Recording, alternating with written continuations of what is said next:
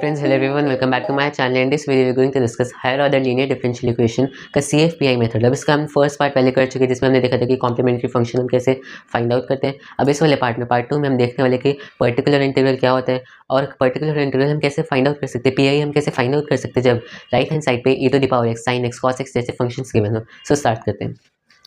तो previous video में हम देखा था कि higher order linear differential equation क्या होता है और CF कैसे फाइंड आउट करते हैं। अब इसका कंटिन्यूएशन करते हैं। अब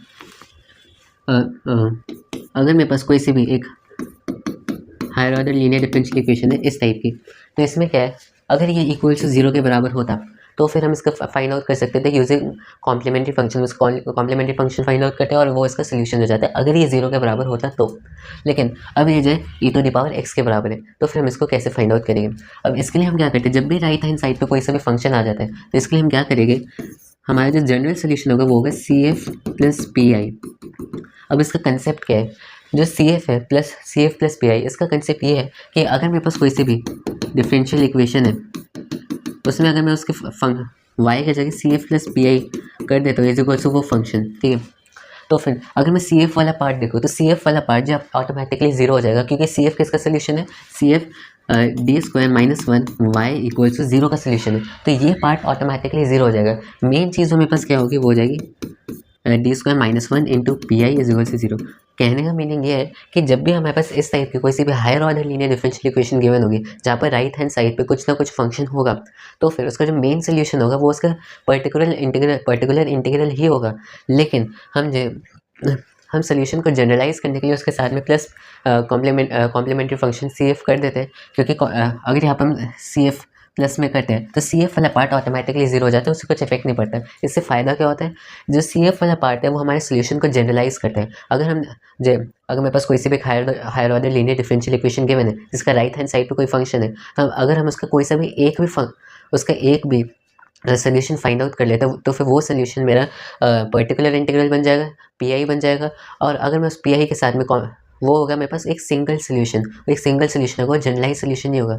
लेकिन अगर मैं जो मेरे पास PI है, जो मेरे पास एक ही अकेला सोल्यूशन है, उसके साथ CF ऐड कर देता हूँ तो CF वाला पार्ट तो 0 हो जाएगा, लेकिन जो CF है वो सोल्यूशन को जनरलाइज कर देगा। तो ये फ़ायदा होता है CF का। CF से हम क्या कर सकते हैं, अगर मेरे पास कोई सी भी higher order linear differential equation given है उसका बस सारे सोल्यूशन निकालने की जगह एक सोल्यूशन निकाल लो, उसके साथ में कॉम्प्लीमेंट्री फंक्शन को ऐड कर दोगे तो वो जो सोल्यूशन है वो जनरलाइज हो जाएगा। तो ये था कंसेप्ट CF-PI मेथड क्यों यूज़ करते हैं, क्या होता है, अब वो हमने डिस्कस कर लिया। अब स्टार्ट करते हैं कि हम पर्टिकुलर इंटीग्रल फाइंड आउट कैसे करेंगे। PI पर्टिकुलर इंटीग्रल, तो पहला केस लेते हैं जहाँ पर हमारे पास यहाँ पर कोई से भी मेरे पास higher order linear differential equation है और दूसरी साइड पर e⁻AX गिवन है। अगर e⁻AX गिवन है तो इसका जो पर्टिकुलर इंटीग्रल जो होगा वो बराबर हो जाएगा PI is equal to e⁻AX divide by जो मेरे पास फंक्शन है, यहाँ पर मान लेते हैं मेरे पास f ऑफ d, मेरे पास एक फंक्शन है f ऑफ d, मेरे पास एक फंक्शन है f of d into y is equal to e⁻AX। तो इसका जो पर्टिकुलर इंटीग्रल होगा वो बराबर हो जाएगा e⁻AX डिवाइड बाय f की वैल्यू एट ए, ठीक है। एग्जाम्पल करते हैं, अगर मेरे पास d² - 1 y is equal to e⁻x एक डिफरेंशियल इक्वेशन है, क्या करेंगे, इसका जो CF होगा वो तो आपको देखने से पता चले कि C1 e⁻x plus C2 e⁻−x हो जाएगा। ये उसका CF फंक्शन।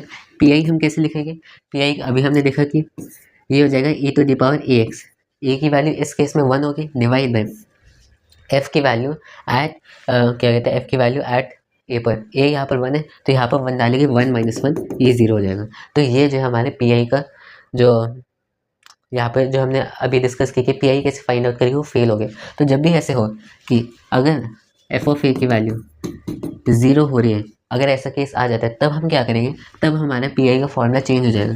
तब हमारा फॉर्मूला चेंज होकर हो जाएगा x into e⁻AX divide by f के डिफ्रेंशिएशन पे a की वैल्यू।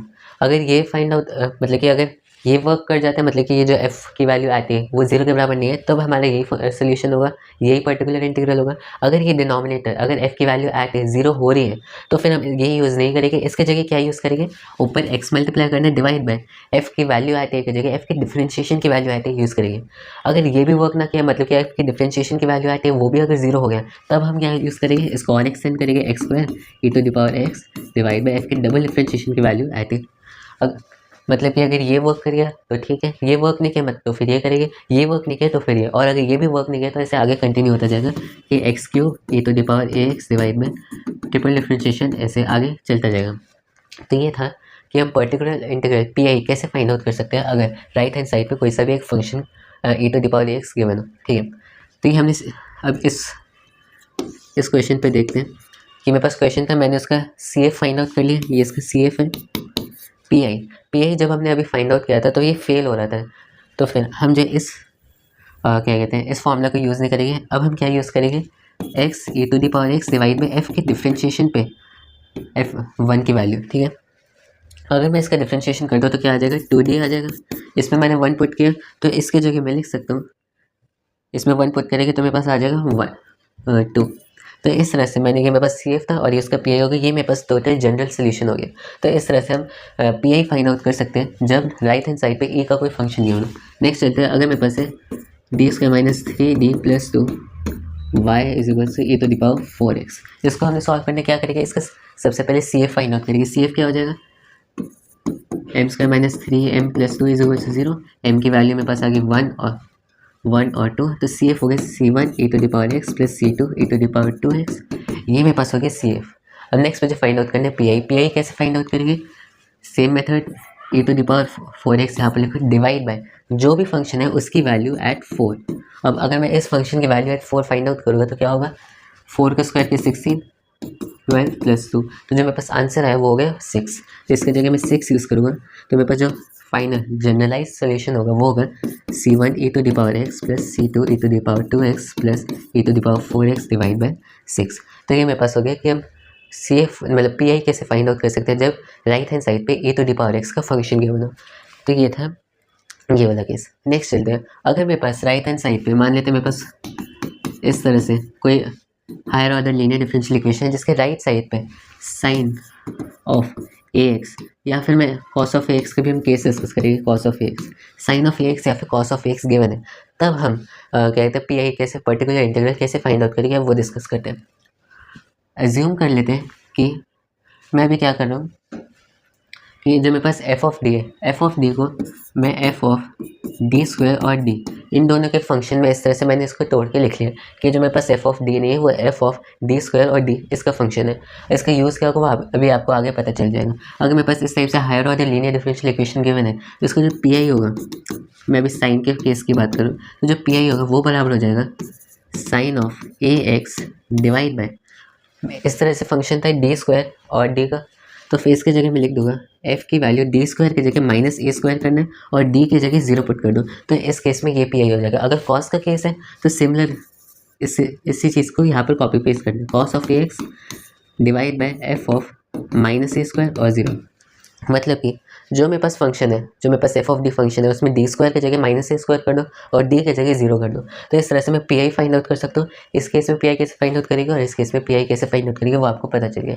तो ये तो था कि फॉर्मूला क्या है, मतलब कि पी आई हम कैसे फाइंड आउट करेंगे उसका फॉर्मूला क्या है। लेकिन अगर कोई फॉर्मूला याद नहीं रखना चाहता तो उसके लिए क्या कर सकते हैं कि वो अपना क्या कहते हैं कॉम्प्लेक्स नंबर्स का नॉलेज यूज़ कर सकते हैं। कैसे, हमें ये पता है कि साइन ऑफ एक्स किसके बराबर है, ये रियल पार्ट है किसका,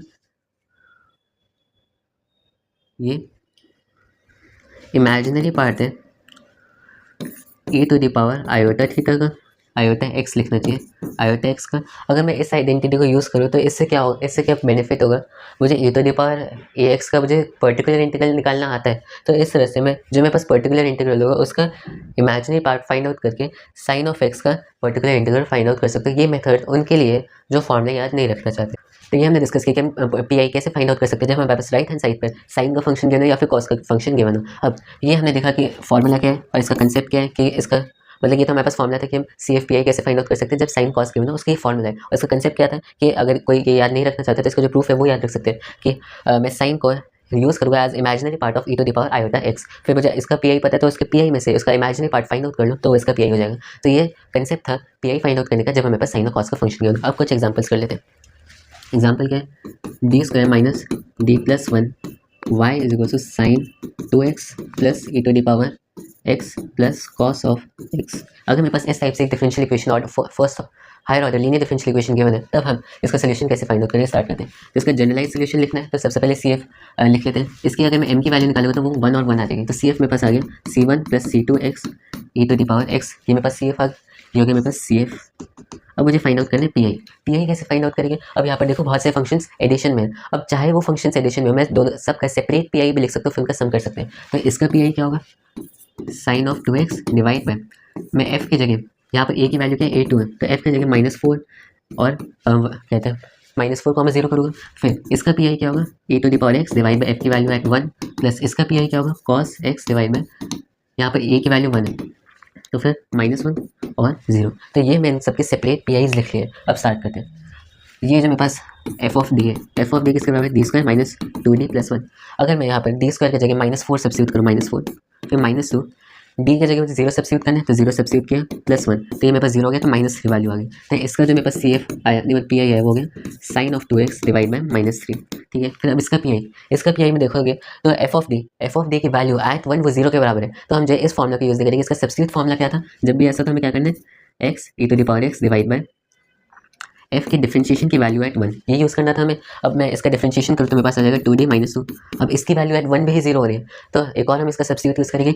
ये भी काम नहीं करेगा क्योंकि डिनोमिनेटर ही 0 आ रहा है, तो मैं इसकी जगह यूज़ करूँगा x square e to the power x divide by f की डबल डिफरेंशिएशन की वैल्यू एट 1। इसका डबल डिफरेंशिएशन किया तो मेरे पास आ गई वैल्यू 2, तो इसकी जगह मैं 2 लिखूँगा। तो जो मेरे पास फाइनल आया, फाइनल पी आई जो इसका है वो होगा x square e to the power x divide by 2। ठीक है, प्लस अब इसका देखते हैं cos x डी स्क्वायर की जगह मुझे -1 पुट करना है। डी स्क्वायर के यहाँ पर कुछ गलत है, यहाँ 2 है, यहाँ पर 2 है, यहाँ पर 2 है, यहाँ पर 4, तो यहाँ पर cos 2 डिवाइड बाय, यहाँ पर सेम f की वैल्यू जहाँ पर मैं डी स्क्वायर की जगह -4 पुट करूँगा और d की जगह 0, तो सेम वैल्यू आ जाएगी, यहाँ पर हो गया -3। तो इस तरह से मैंने सबका सेपरेट पी आई लिख दिया, उन सबका सम कर दिया और सी एफ मेरे पास ये था। तो इन दोनों का अगर मैं, ये मेरे पास है पी आई और ये मेरे पास सी एफ, दोनों का हमें सम करना है और वो मेरे पास हो गया जनरलाइज सोल्यूशन। तो ये था कि हम पी आई कैसे फाइंड आउट कर सकते हैं जब e to the power x given हो, कॉस फंक्शन और साइन फंक्शन हो। अब नेक्स्ट वाली वीडियो में डिस्कस करेंगे। अगर नेक्स्ट वाली वीडियो में क्या डिस्कस करेंगे, अगर मेरे पास e to the power ax के साथ अगर कोई फंक्शन मेरे पास मल्टीप्लिकेशन में हो तब क्या करें। अगर मेरे पास कोई पॉलिनोमियल, मतलब कि मेरे पास राइट हैंड साइड में मान लेते हैं मेरे पास कोई पॉलिनोमियल गिवन है, तब हम कैसे कर सकते हैं। तो मतलब यही सारे टॉपिक्स हम डिस्कस करने वाले नेक्स्ट वाली वीडियो में। बाय।